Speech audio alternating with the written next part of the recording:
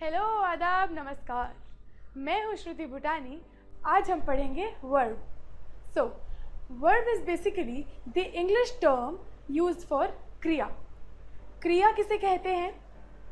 जो कार्य हम करते हैं या जो होते हैं उन्हें क्रिया कहते हैं, और इंग्लिश में क्रिया को वर्ब कहते हैं। तो आइए शुरू करते हैं वर्ब। सबसे पहले हम आपको कुछ एग्जाम्पल्स देंगे आपके डेली रूटीन से, जैसे कि आप सुबह उठते हैं और उसके बाद के 3-4 काम जो आप रेगुलरली करते हैं, उस सीरीज़ में हम पढ़ेंगे आज। सबसे पहले उठना, मतलब wake, waking the first word. Second word is उठने के बाद आप क्या करते हैं? Brush, so brushing. Third word नहाते हैं, तो बेथिंग। नहाने के बाद आप कपड़े पहनते हैं, मतलब वेयरिंग। इन्हीं 4 स्टेप्स को हम आगे पढ़ेंगे इनकी फॉर्म्स के साथ। तो हर वर्ब की 3 फॉर्म्स होती हैं, first form, second form and third form. The first form is for the present tense and the second as well as the third form both are for the past tense। मतलब जो first form है वो हमारी वर्तमान काल के लिए use होती है, और जो सेकंड और थर्ड फॉर्म है वो हमारी भूतकाल के लिए यूज़ होती है। तो आइए उन्हीं 4 एग्जाम्पल्स के साथ प्रोसीड करते हैं। सबसे पहले वेकिंग। वेकिंग की फर्स्ट फॉर्म होगी वेक, WAKE। सेकेंड फॉर्म होगी वेक्ड, WAKED, और थर्ड फॉर्म भी होगी waked, WAKED, as you people can see in the PPT। And the next word is brush। Brush की first form is obviously brush, the second form is brushed, and the third form is also brushed। So the third word is bathe। Bathe की first form is bathe, second form is bathed, and the third form is bathed again। The fourth word was wear। Wear की first form is again wear, the second form is wore, and the third form is worn। Spellings are WEAR, wear, WORE, wore, and the third one was worn, WORN, worn। So these were the 3 forms of these verbs। अब इनकी practice करने के लिए आप कुछ और examples उठाएंगे। जो एग्जाम्पल्स हमने आपको पढ़ाए इसके अलावा कुछ नए एग्जाम्पल्स, और ईच एग्जाम्पल की ऑल द 3 फॉर्म्स आपको यूज़ करके नए नए सेंटेंसेस बनाने हैं। एक वर्ड से आपको 5 सेंटेंसेस बनाने हैं, उसकी सेकेंड और थर्ड फॉर्म से रिस्पेक्टिवली 5-5 सेंटेंसेस बनाने हैं। तो मिलते हैं आपको नेक्स्ट लेक्चर में।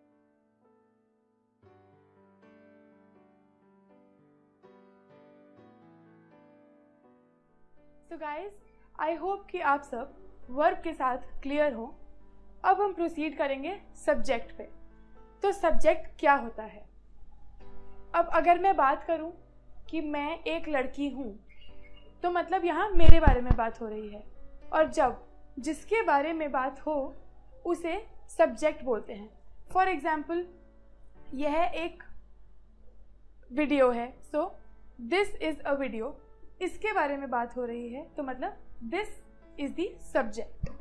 जिस चीज़ के बारे में या जिस इंसान के बारे में बात हो रही हो वो सब्जेक्ट कहलाता है। तो आइए बात करेंगे सब्जेक्ट्स की। सबसे पहला सब्जेक्ट होता है आई। आई मतलब मैं। For example, I am a girl, मैं एक लड़की हूँ। जब हम अपने बारे में बात करें तब हम आई का प्रयोग करते हैं। The second subject is we. We मतलब हम, मुझसे ज़्यादा मेरे साथ जो लोग हों, और जब हमारे बारे में बात हो तब हम वी का यूज़ करते हैं। For example, we are girls, हम लड़कियां हैं। तो जब हमारे बारे में बात हो रही हो, एक ग्रुप के बारे में बात हो रही हो, आपके ग्रुप के बारे में बात हो रही हो, तब हम उसे वी बोलते हैं। The third example is you. You मतलब तुम। जब हम किसी अन्य व्यक्ति के बारे में उससे बात कर रहे हों, फॉर एग्जाम्पल अभी मैं आप लोग से बात कर रही हूँ तो मैं आपको बोलूँगी यू आर माई स्टूडेंट्स, तुम मेरे स्टूडेंट हो। जब हम किसी को कन्फ्रंट कर रहे हो, मतलब किसी के सामने उससे बात कर रहे हो, तब हम यू का यूज़ करते हैं। दे का यूज़ हम तब करते हैं जब हम दो या दो से ज़्यादा लोगों की बात करें। जैसे कि मैं बोलूँ कि वो लोग मेरे स्टूडेंट्स हैं, मतलब they are my students. Revise करेंगे आई वी यू दे चारों को।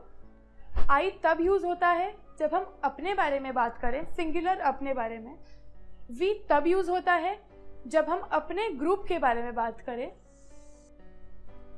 यू तब यूज़ होता है जब हम किसी को कन्फ्रंट करें, किसी को एनकाउंटर करें, किसी के साथ इंटरैक्ट करें।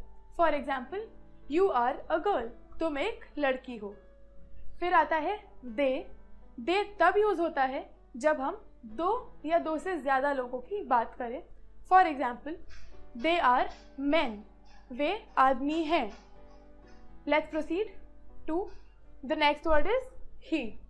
ही मतलब जब हम किसी लड़के की बात करें लेकिन उसका नाम यूज़ ना करें। फॉर एग्जाम्पल मैं एक लड़के की बात करती हूँ, लेट इट बी रोहित, ठीक है।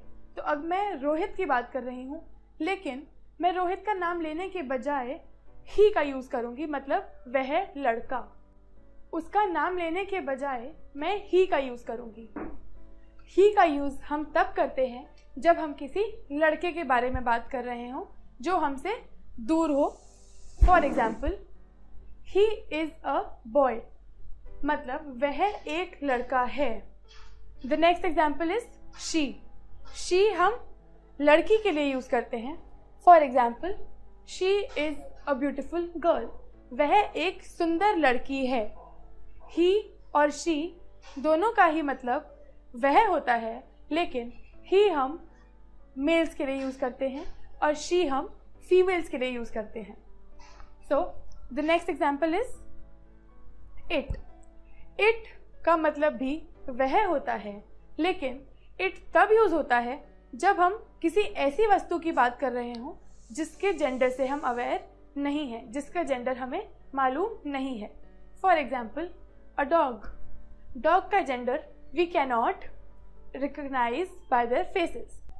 इट का यूज़ हम तब करते हैं जब हम किसी वस्तु की बात कर रहे हों या फिर किसी ऐसे जीव की बात कर रहे हों जिसका जेंडर हम रिकग्नाइज नहीं कर सकते।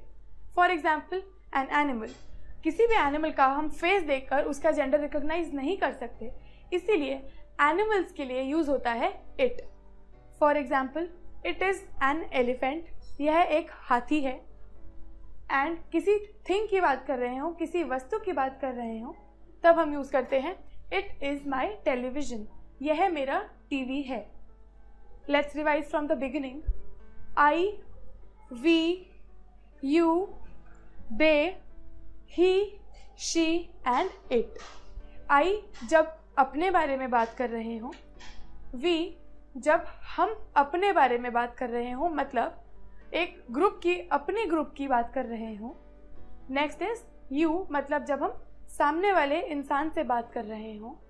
दे जब हम दो या दो से ज़्यादा लोगों की बात कर रहे हो।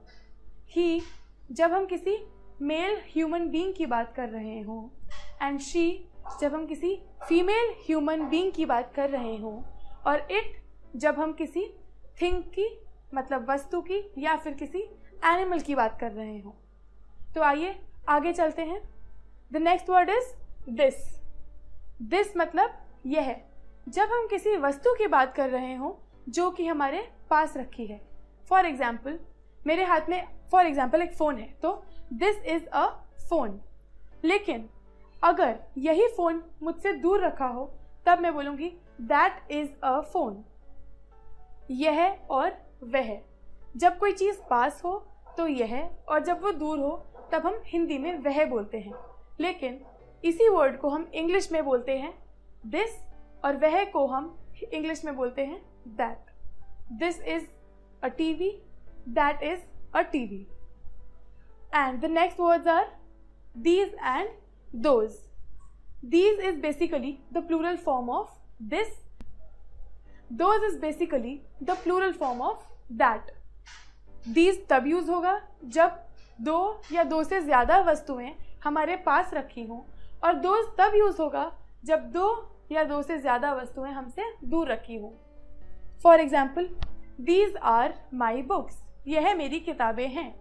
और जब वही बुक्स की प्लेसमेंट हमसे दूर हो तब हम बोलेंगे दोज आर माई बुक्स। तो you got the similarity between this, these, that and those. This और दीज तब यूज़ होता है जब कोई चीज़ हमारे पास रखी हो। बस डिफरेंस यह है कि दिस सिंगुलर ऑब्जेक्ट के लिए यूज़ होता है और दीज मल्टीपल ऑब्जेक्ट्स के लिए यूज़ होता है। And then we jump on to that and those. That भी सिंगुलर ऑब्जेक्ट के लिए यूज़ होता है जब उसकी प्लेसमेंट हमसे डिस्टेंस पर हो, हमसे दूर हो। और दोज दो या दो से ज़्यादा चीज़ों के लिए यूज़ होता है जब वो हमसे दूर रखी हो। For example, that is a book, वह एक बुक है, और दोज आर माई बुक्स, वह मेरी किताबें हैं। तो you got the difference and the similarities. We'll revise again.